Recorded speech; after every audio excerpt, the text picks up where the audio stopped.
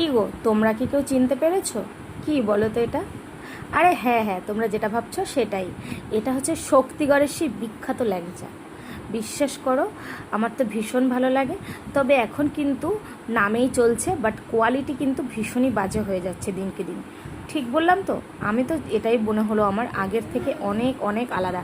শক্তিগড়ের ল্যাংচা বিখ্যাত, তাই কিন্তু নামেই এখন এটা চলে। কিন্তু টেস্টের দিক থেকে যদি বলো, অন্যান্য যেখানে এখন সব মানে সচরাচর বানায় সেটাই কিন্তু বেশি টেস্ট লাগে খেতে। যাই হোক, বাবার বাড়ি যাচ্ছি আর যাওয়ার পথেই শক্তিগড় পড়েছে, তাই কিন্তু এখানেই আমরা কিনে নিচ্ছি, টিফিন করে নিচ্ছি।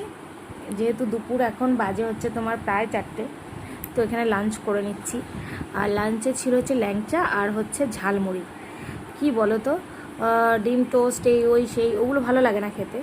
তার জন্য এই ঝালমুড়িটা কিন্তু আমার কোথাও গেলে, ট্রেনে বলো বাসে বলো যেখানেই যাই, ঝালমুড়িটা আমার ভীষণ পছন্দের একটা খাবার। ঝালমুড়িটা খেয়ে নিলাম আর ল্যাংচাটাও খেয়ে নিলাম, বেশ মিষ্টি মিষ্টি ঝাল ঝাল খাওয়া কমপ্লিট করে এবার একটু নোনতা খাবো, সেটা হচ্ছে পাঁপড় ভাজা খাচ্ছি।